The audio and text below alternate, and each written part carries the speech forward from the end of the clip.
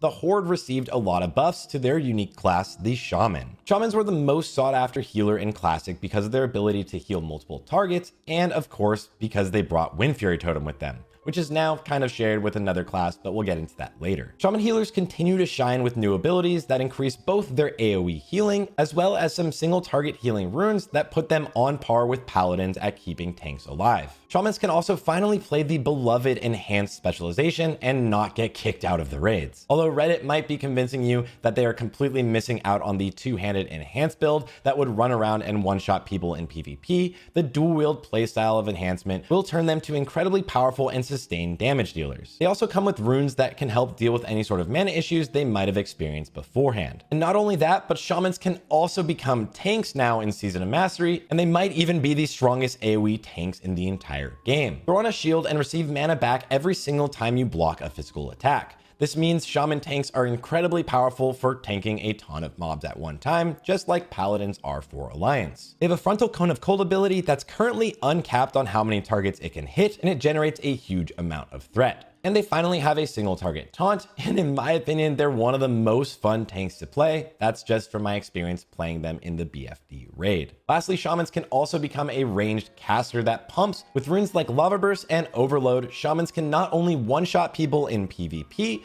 but they will be continuously pumping in PvE as well. The only drawback in Phase 1 is that Shamans don't yet have Chain Lightning at level 25. And on the topic of hybrid classes, let's talk about Druids. A lot of work has been put in to make sure that all 4 Druid specs are completely viable. And I say 4 because Druids can also now differentiate between tank